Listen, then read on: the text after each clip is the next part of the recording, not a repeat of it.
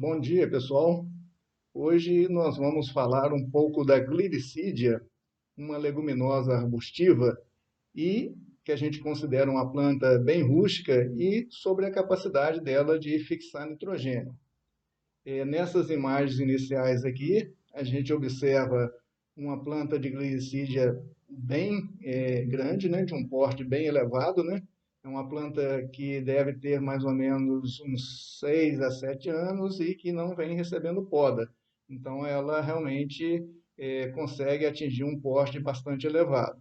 Já aqui a gente vê uma muda que foi produzida por estacas, tá certo? Por estaca. E aqui o sistema radicular de uma muda que a gente vai comentar um pouco mais para frente, mostrando, né, umas bolinhas aqui, ó, que são os nódulos, né? Então, as mudas já apresentam nódulos. Esses nódulos aqui, eles contêm algumas bactérias do solo e essas bactérias, geralmente do gênero Rhizóbio, elas têm a capacidade de fixar o nitrogênio do solo. Então, a glicídia e outras leguminosas, né, mesmo em solos bastante pobres em nutrientes, principalmente nitrogênio, elas têm condições de desenvolverem relativamente bem, porque elas têm essa capacidade de fazer essa associação. A gente chama associação simbiótica porque tanto as bactérias dentro do nódulo como a planta, a glicídia e as outras leguminosas se beneficiam dessa associação. É uma associação que as duas partes ganham, né? Tanto a bactéria como a planta. Aqui a gente observa mudas de glicerina sendo formadas em sacola plástica por estacas, né? E aqui uma muda bem já formada, né? Por estacas também, por estaca também, e que já está pronta para ir para o campo. Nessa outra imagem aqui, a gente observa uma muda produzida em recipientes de papel, né? São recipientes de leite, né? Aquelas caixinhas de leite, né? Descartáveis, né? E aqui em sacolas plásticas. Então, a gente pode utilizar vários recipientes descartáveis para a produção de mudas, né? De glicídia, e se a gente tiver um certo cuidado, o pegamento das mudas é relativamente alto, tá certo? No canal a gente tem um vídeo mostrando passo a passo como é feita a produção de mudas por estacas em sacola plástica, né?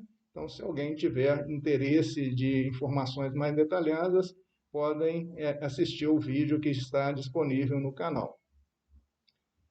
Aqui, que a gente gostaria de chamar mais atenção, né? Que é uma estaca de glicídia enraizada, né? E aqui, próximo à ponta do meu dedo aqui, né? A gente vê aqui vários nódulos, né? Tá certo?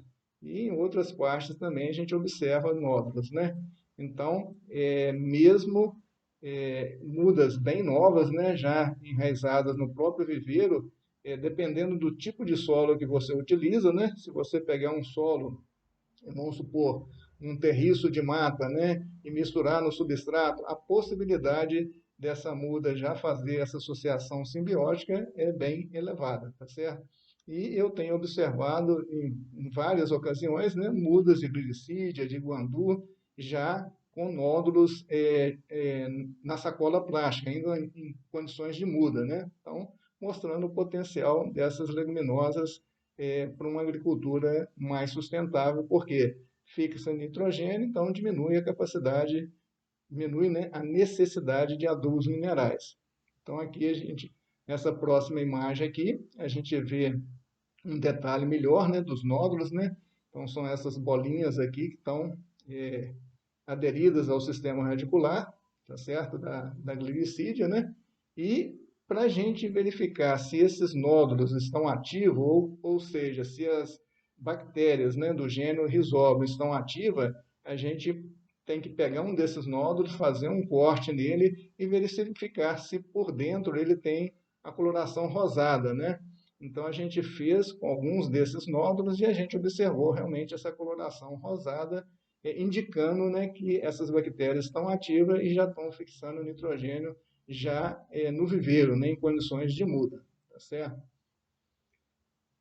Nessa outra imagem aqui, a gente observa, né, algumas estacas de glicídia que foram colocadas no campo cerca de 40 a 50 dias atrás, e esse estaqueamento aqui foi feito em um solo bem pobre. Isso aqui é uma área de aterro, né? Tá certo? Então, aqui a gente vê as estacas já brotando, né? Mesmo em condições de solo muito pobres, tá certo? E com certeza já deve ter alguma associação com as bactérias do solo e já produzindo, fixando algum nitrogênio. Então, assim, mostrando que a glirícia pode ser e é muito utilizada, né? Como planta pioneira, né? Em áreas degradadas que a gente quer recuperar, em sistemas agroflorestais, ela é muito utilizada no início como planta pioneira, aquela planta que entra inicialmente para melhorar a qualidade do solo, para depois outras plantas crescerem, né? Então, ela é muito utilizada. E nessa outra imagem aqui, a gente vê estaqueamento de glirícia, né? Em um solo, umas estacas bem maiores, né? Então, a glirícia pode ser propagada por estacas menores, estacas maiores, né? Essas aqui a gente chama de moerão vivos, né? E é, um ponto interessante é que em condições limitantes de nitrogênio, em solos muito pobres, né? A capacidade, né, da glirícia fixar nitrogênio é maior, porque como ela não tem o nitrogênio disponível, ela vai tentar associar com essas bactérias do solo para realmente sobreviver e ter a produção e ter a obtenção do nitrogênio. Então, quanto mais crítico o solo em relação ao nitrogênio, a tendência da fixação biológica de nitrogênio ser maior. Então, aqui a gente vê um solo mais escuro, com certeza mais rico em matéria orgânica, né? Então, assim, a porcentagem de fixação de uma planta dessa em relação a essa, do nitrogênio que está na biomassa, provavelmente a maior fixação será nesse solo mais pobre, tá certo? Mas mesmo nessas condições ocorre também a fixação. Aqui a gente vê o detalhe, né, de uma planta de glirícia adulta produzindo vagem, né? E para a planta de glirícia produzir vagem, ela não pode ser podada. Se ela for podada com frequência ali de a cada 2 meses, a cada 3 meses, ela só produz biomassa e não produz vagem. Então, se a gente quer a produção de semente, a gente não pode podar a planta naquele ano agrícola, né? Então, a gente pode pegar essas vagens, né, e produzir mudas por sementes. Mas o mais comum mesmo é produzir mudas por estacas. E as mudas por estacas, algumas pessoas acham que não tem um bom sistema radicular, mas depois do pegamento no campo, elas produzem um sistema radicular muito bom. Então, assim, não tem necessidade de realmente ser produção de mudas por sementes, tá certo? Particularmente, eu acho mais fácil produzir mudas por estacas. E aqui que eu gostaria de chamar um pouco mais de atenção, que é a capacidade de fixação de nitrogênio de uma planta de glirícia. Então, dependendo das condições de solo, temperatura e umidade, uma planta pode produzir de 25 a 50 kg de biomassa por ano, tá certo? Quanto maior a temperatura e maior a umidade, chover mais na região, maior a capacidade de produção de biomassa. Então, naquelas regiões que tem chuva e temperatura alta ao longo de todo o ano, a glirícia produz biomassa ao longo de todo o ano. Na nossa região, que é a região da zona da Mata Mineira, que o inverno é seco e com temperaturas bem amenas, né? Então chega em maio, mais ou menos, a planta geralmente, se ela não for podada antes, ela vai jogar as folhas tudo para o chão, né? Tá certo? E ela vai reagir como se fosse uma planta caducifólia. Então ela perde as folhas todas e depois ela vai enfolhar novamente lá para outubro, mais ou menos, tá certo? Então, se a gente quer aproveitar a biomassa que está na planta antes que ela joga para o chão, né? E quando ela joga para o chão, todos os nutrientes da folha já foram transportados para os ramos, né? Para a produção de vagem, né? Então, se a gente quer biomassa na nossa região da zona da mata, então o ideal seria fazer uma poda final de março até meados mais ou menos de abril, porque a partir de maio provavelmente a planta vai estar drenando os nutrientes das folhas para os ramos, né? E posteriormente jogar as folhas para o chão. Então, uma planta de glirícia adulta, né? dependendo das condições de clima, ela produz biomassa equivalente mais ou menos a 1,2 kg a 2,4 kg de sulfato de amônio, 600 a 1,2 kg de superfosfato simples e de 310 a 620 gramas de cloreto de potássio, tá certo? É lógico que nem todo o nitrogênio contido na biomassa produzida pela planta será proveniente da fixação biológica de nitrogênio, mas aquilo que a gente comentou anteriormente. Se o solo for pobre, tá certo? Maior a quantidade proveniente da fixação biológica de nitrogênio. E com relação aos outros nutrientes, né, fósforo, potássio, cálcio, enxofre, a glicídia vai pegar, como ela tem um sistema radicular mais profundo, ela vai pegar esses nutrientes na parte mais baixa do solo, onde geralmente as culturas não conseguem acessar, vai incorporar esses nutrientes na biomassa e quando a gente fazer a poda dessa biomassa, a gente vai colocar esses nutrientes disponíveis para as culturas, tá certo? Então, um ponto que eu gostaria de chamar a atenção aqui é que os solos brasileiros, apesar de geralmente serem pobres em nutrientes, são solos bem profundos, né? Então, na realidade, a gente tem uma caixa grande, né? A gente tem uma reserva grande, né? Então, para desenvolver uma agricultura sustentável, o ideal é a gente tentar utilizar de forma mais eficiente esses nutrientes que estão principalmente na parte mais baixa do solo. Então, as leguminosas têm essa capacidade, porque elas têm um sistema radicular mais profundo, então elas acessam um perfil do solo mais abaixo, né? Conseguem absorver esses nutrientes, incorporar na sua biomassa e depois a gente utilizar essas biomassas em adubações, em compostagem, de várias formas, né? Então a gente tem como utilizar esses nutrientes que as culturas muitas vezes não teriam acesso, tá certo? Então esse é um ponto importante. E outro ponto importante, quando a gente falou aqui em sulfato de amônia, super simples e cloreto de potássio, são os adubos minerais, né? E hoje, mais do que nunca, né?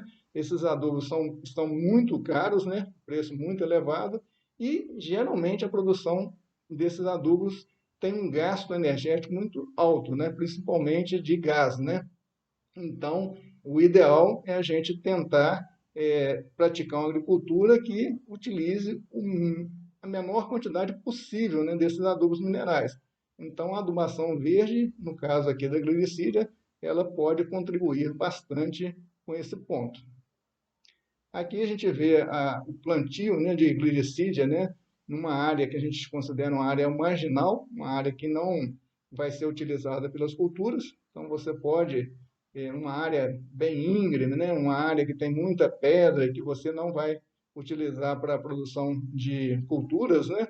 Você pode produzir, plantar glicídia e produzir biomassa. E quando você precisar da biomassa, você vai lá, poda essa biomassa e depois leva para onde você necessitar. Então, aqui a gente está com a biomassa numa área de compostagem, né? Mas poderia ser num sistema agroflorestal, poderia ser também numa área de cultura para adubação verde, né? Então tem várias finalidades dessa biomassa produzida pelas leguminosas. Então, concluindo, sempre que possível, deve-se plantar leguminosas na propriedade, pelo fato que a gente comentou, né? Delas terem a capacidade de fazer associações simbióticas, né, com bactérias do solo e fixar o nitrogênio, né? O nitrogênio é um dos adubos minerais que a gente tem um maior gasto na agricultura e é um custo bem elevado, né? Tá certo? E aqui a gente tem dois tipos de leguminosas, uma leguminosa arbustiva, do lado esquerdo aqui, que é a glicídia, né? E uma leguminosa aqui, anual, que é a mucuna cinza, tá certo?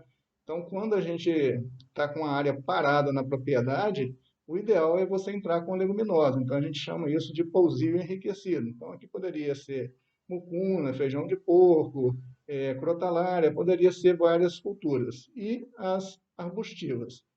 O ideal, a vantagem de você trabalhar com plantas arbustivas como a glicídia é que se a região tiver uma temperatura e umidade alta, ela vai produzir biomassa ao longo de todo o ano, tá certo?